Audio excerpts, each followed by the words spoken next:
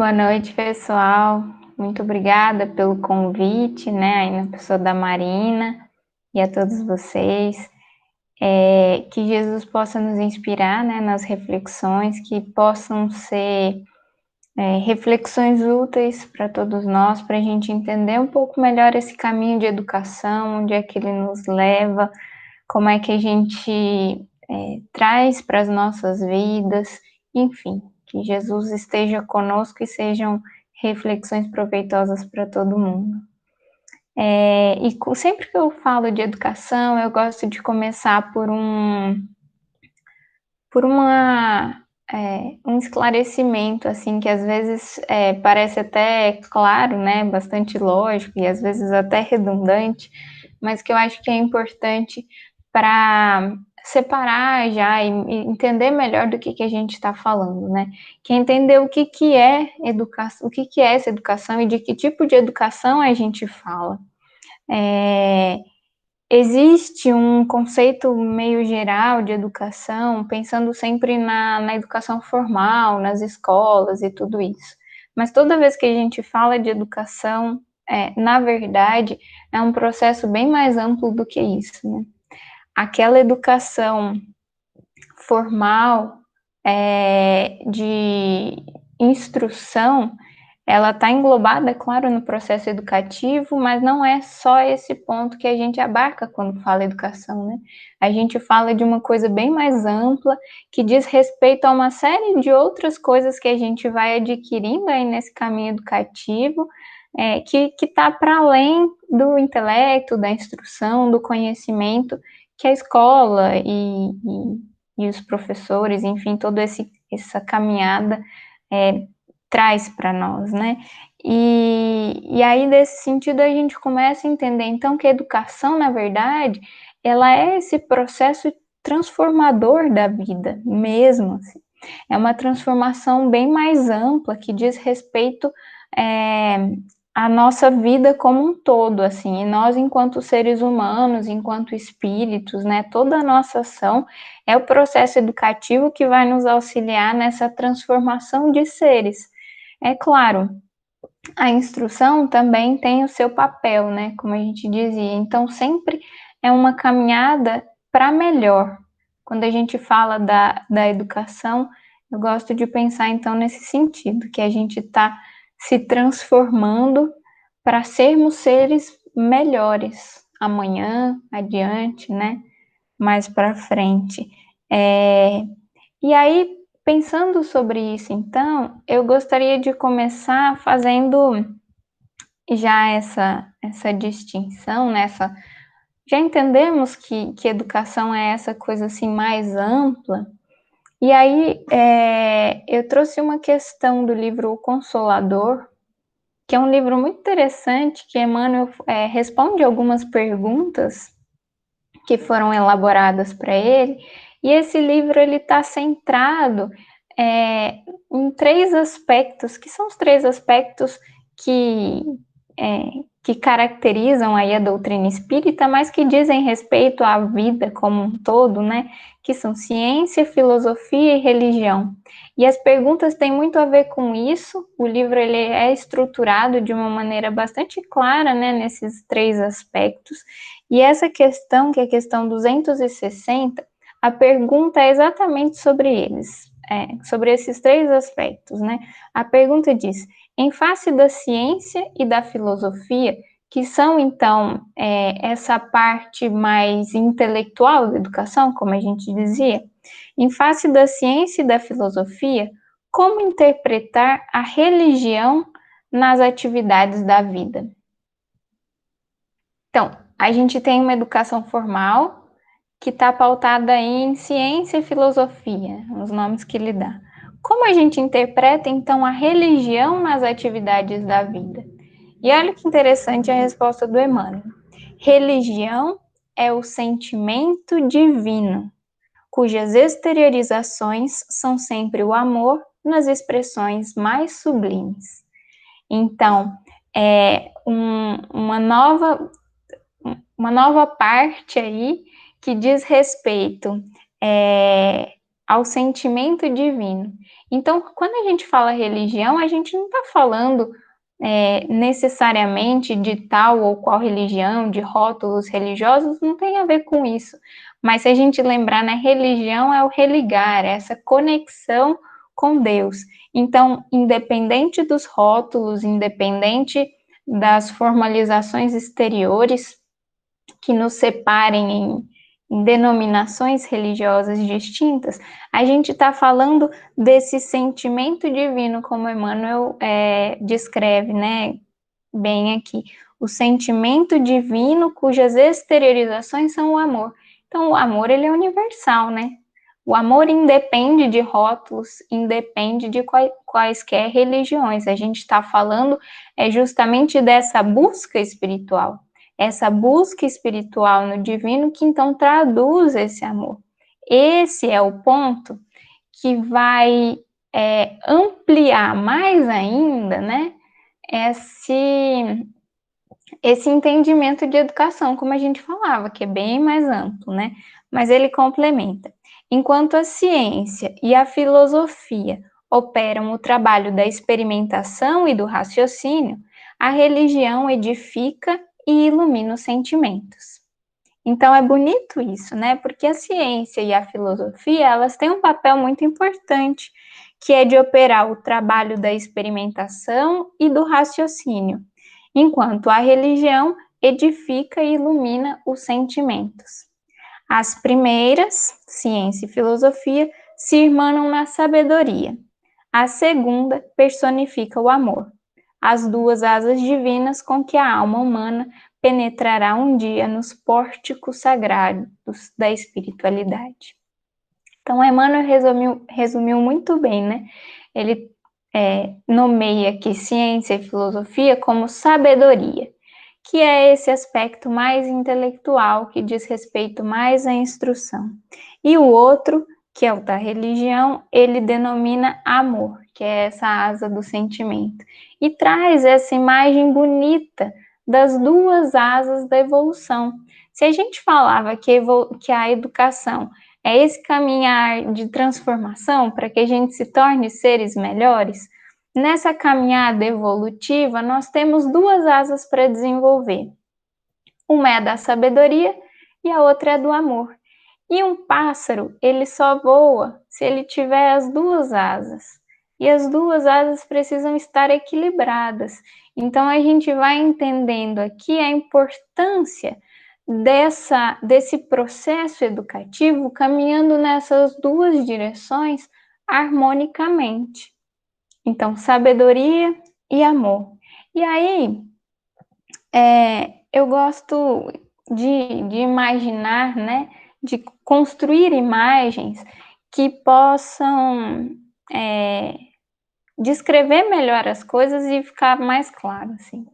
Então, se a gente imaginar um quarto, nós, enquanto seres, né, a gente vive dentro de nós mesmos, assim, a nossa casa é a nossa casa íntima. Então, é o quarto onde todos nós, cada um vive aí no seu.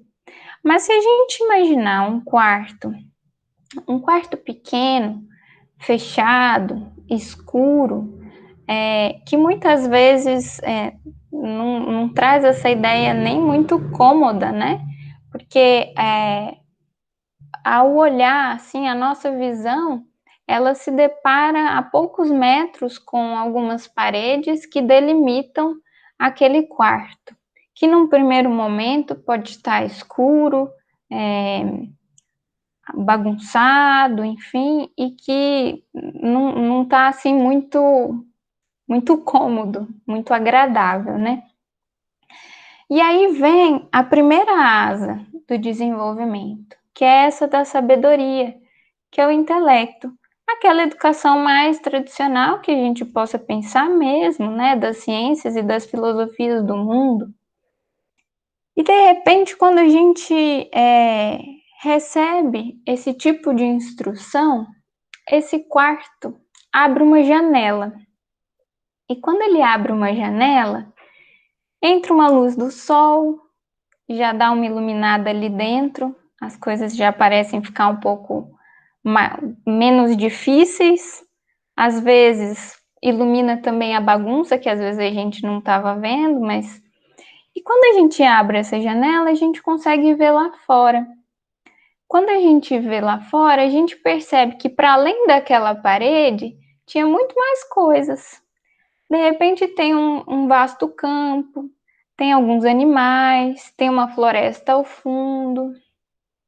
E a gente já começa a perceber que a vida não estava circunscrita só naquele quarto. Tem coisas lá fora. De repente abre uma outra janela. E aí eu consigo ver do outro lado uma paisagem um pouco diferente. A vegetação é outra, outros animais habitam ali, enfim, o céu tem uma outra tonalidade. Tá me dando um horizonte, tá me fazendo perceber o quanto tem vida ali fora, né? Amplia a nossa visão, a nossa percepção do mundo. Depois abre-se uma porta. E quando abre-se uma porta, eu consigo sair desse quarto. E lá de fora, então, a minha visão, que antes era só de um lado e de outro, eu consigo ver de maneira mais ampla ainda, né? E aí, percebendo todo esse horizonte. A educação, nesse sentido da sabedoria, ela tem esse poder, que é de ampliar horizontes. Ela amplia para nós essa visão de mundo. E eu começo a perceber melhor o mundo em que eu estou inserido. Onde é que é o meu lugar? Onde é que eu estou diante disso tudo, né? Então a gente pode pensar nos mais variados tipos de conhecimento, mais diversos tipos de ciência, né, que existem no mundo. Então, se a gente pensar desde as ciências biológicas, né, olhando toda a natureza que está ali, os animais, entendendo todo esse encadeamento de vida que existe na natureza, todos os seres interligados e todos importantes na criação para que eu viva, né? Tudo isso funciona harmonicamente, desde lá dos oceanos, os pequenos seres que estão lá trabalhando e contribuindo para nós, né, gerando oxigênio, enfim, os pequenos seres lá no solo que ajudam as plantas a fixar nutrientes, enfim, uma série de coisas dentro do meu próprio organismo, entendendo a beleza e a grandiosidade dessa máquina, né, que Deus criou, que funciona tão harmonicamente em cada detalhe, sem que a gente precise dar comandos para isso, né? Funcionam ali já no automatismo. Então a gente já começa a perceber aí a beleza da criação em uma série de pequenos detalhes. Se a gente pensar nos conhecimentos das ciências humanas, né? Por exemplo, na história, entendendo todo o passado como humanidade, que nos traz ao momento de hoje, entender de onde a gente vem e usar todos esses conhecimentos, inclusive, para nos auxiliar no hoje e prever para onde estamos indo, os conhecimentos de relações, de como a gente se relaciona uns com os outros, de como estamos inseridos, enfim, tudo isso vai abrindo para nós esse campo de visão, os conhecimentos das ciências exatas que nos dão ferramentas e instrumentos para entendermos as leis divinas que regem todas as coisas sobre as quais a gente está inserido. E se a gente entende essas ciências, se a gente entende essas leis, a gente pode usá-las também. E aí a gente tem meios para agir no mundo, para construir coisas. A engenharia está aí para mostrar o quanto a gente é capaz, né, de construir coisas, todo o desenvolvimento que a gente tem atingido, né, tudo isso vem desse ganho, dessa aquisição de sabedoria, que é essa educação, então, que amplia horizontes, que nos mostra o mundo, que nos mostra possibilidades. E nessa grandiosidade a gente se insere, a gente entende onde a gente está, qual é também o nosso papel nessa grande vida aí que influenciam-se uns aos outros, né? A gente entende aí o nosso lugar nessa beleza da vida. E ampliando os horizontes, então esse é o primeiro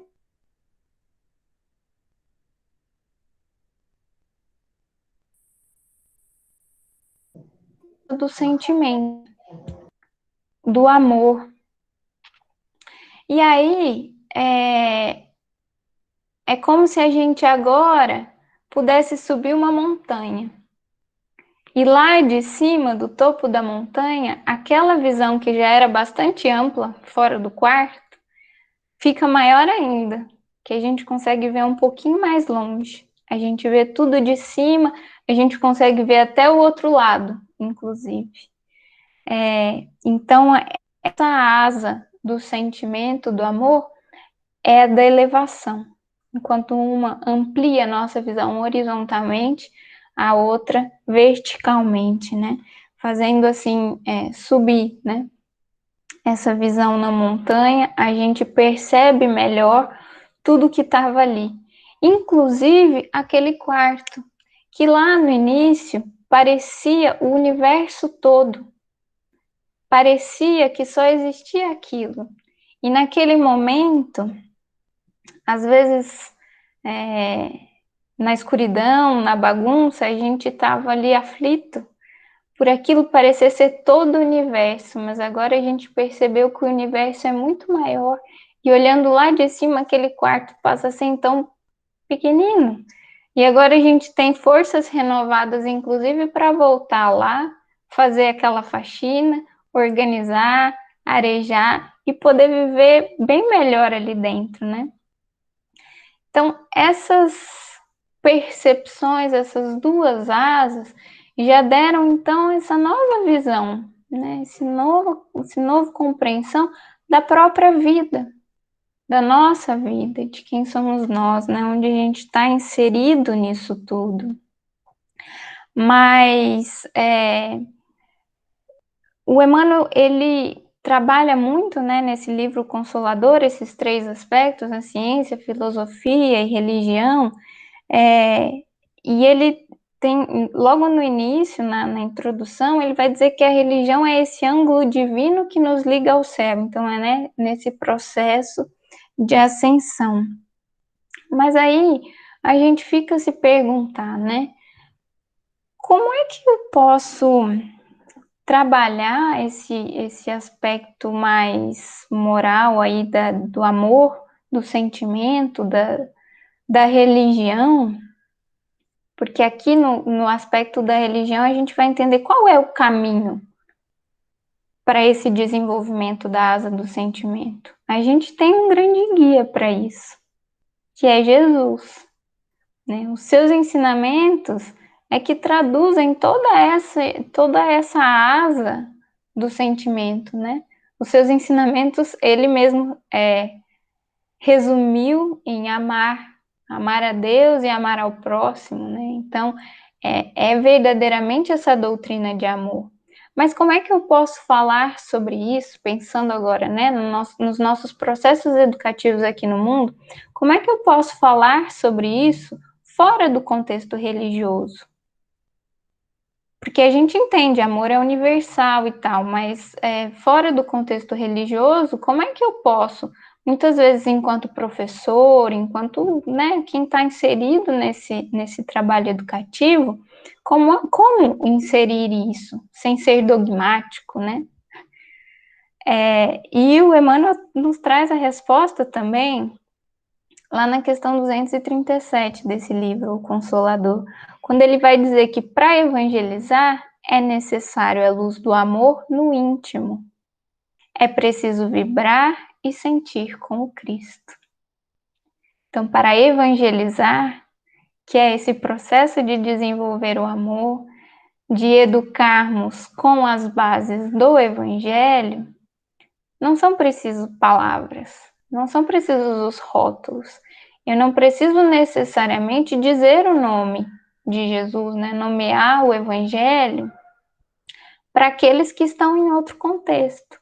Pelo contrário, Emmanuel está falando de outra coisa aqui. ele está falando de luz do amor no íntimo.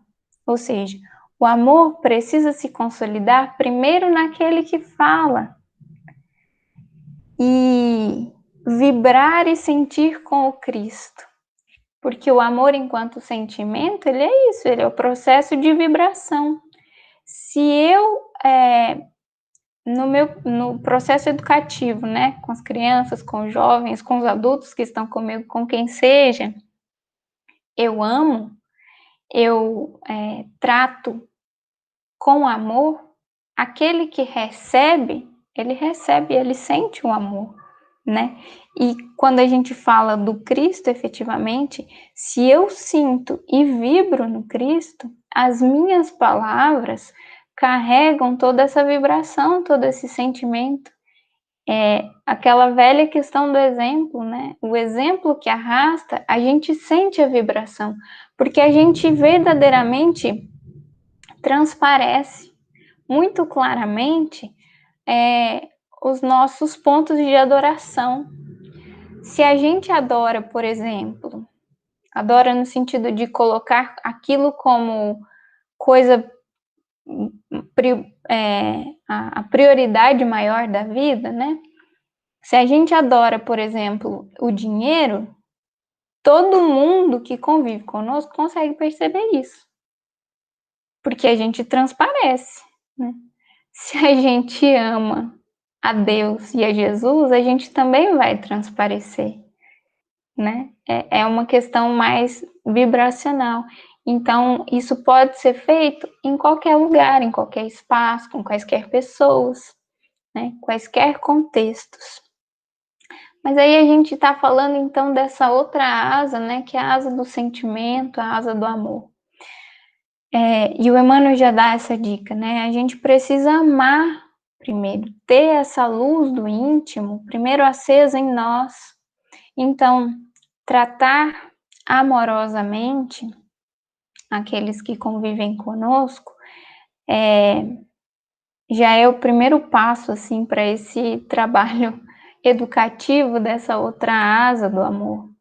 E aí, pensando, inclusive, né, no tema, assim, de valorização da vida, muitas vezes o que acontece é que, às vezes, por mais que nós todos sejamos filhos de Deus, por mais que nós todos sejamos amados por Ele, da mesma maneira que Deus ama todos os seus filhos, independente de quem sejam, independente do que façam, independente de quaisquer coisas, muitas vezes a gente não vai se sentir amado, porque por diversos processos a gente não se vê merecedor disso.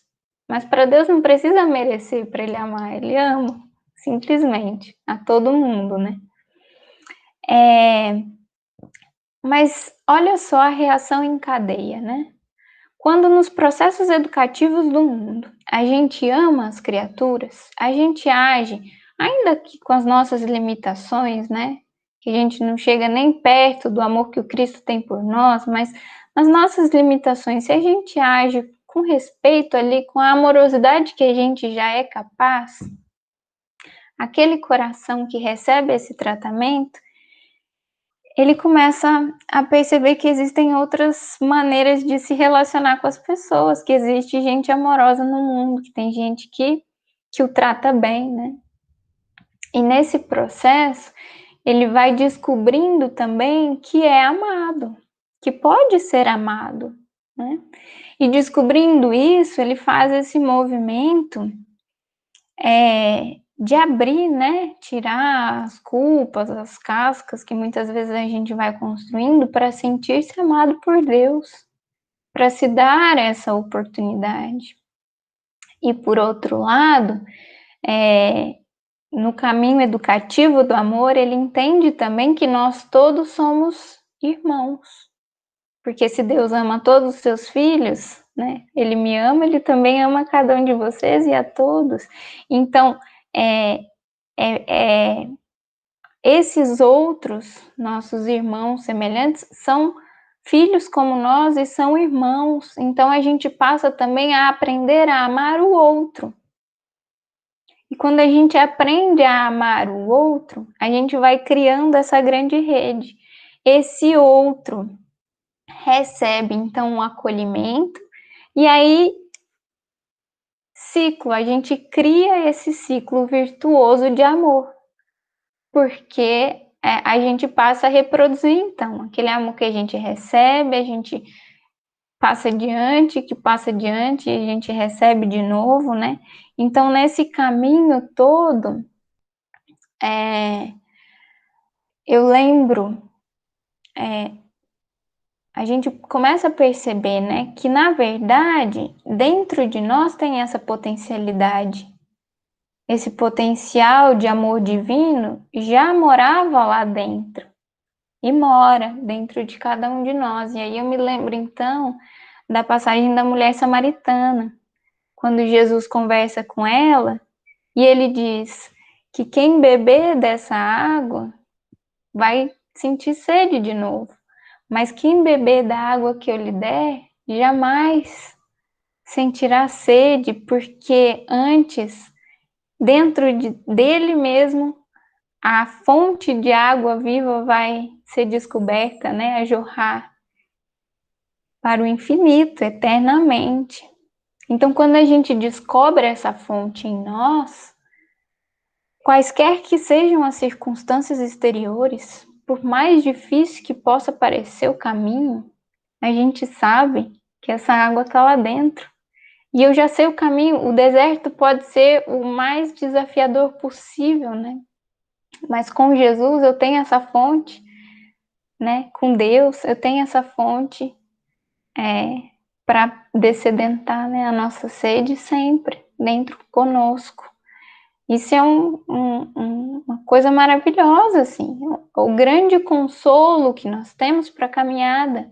Eu lembro sempre de uma passagem do Emmanuel que eu gosto bastante, né? Ela é bem interessante, que é a posição do mas ali e Jesus. Eu não me lembro direito onde ela está, mas ela fala mais ou menos assim: o que determina aí a nossa posição no mundo é quando é que a gente coloca o mas, antes ou depois de Jesus. Então, é mais ou menos assim. Ai, Jesus, o evangelho é lindo, né? Mas é muito difícil. Ai, Jesus é. Obrigada, Bruna, colocou aí no chat. Ah, Jesus é o mestre, né? Ele é o amor, mas eu não vou conseguir. Ou então, pelo contrário, né? Tá difícil, tá desafiador, mas Jesus tá comigo. Ele me ajuda, eu vou conseguir, né?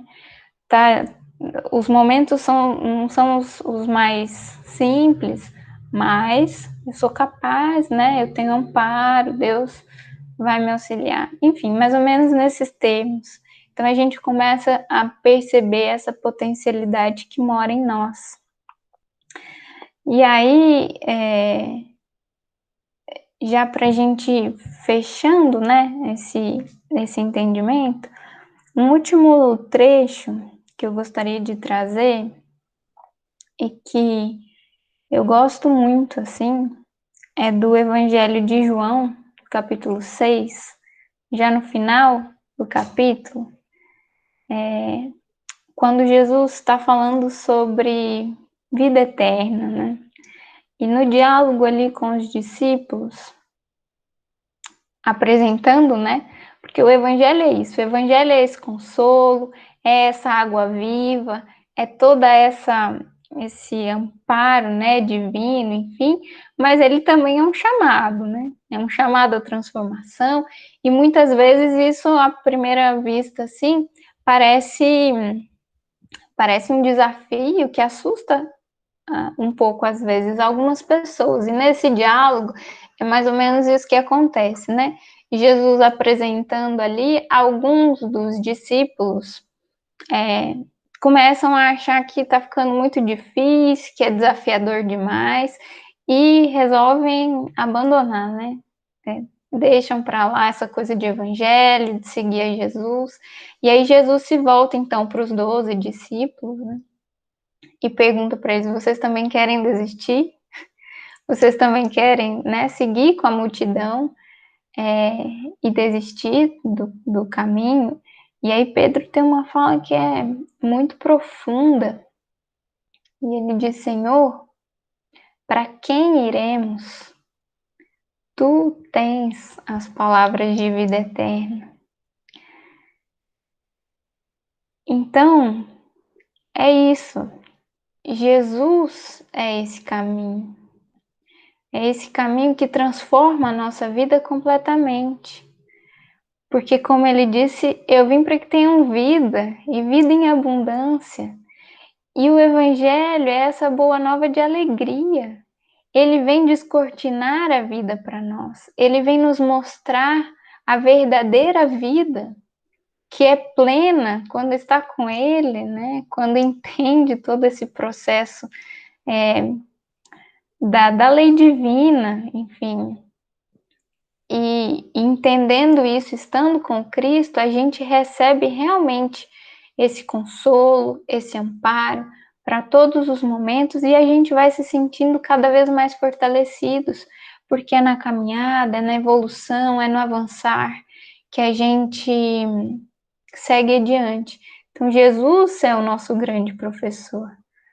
Sempre que a gente fala de educação, ele é o nosso mestre, é o nosso modelo, é o nosso guia.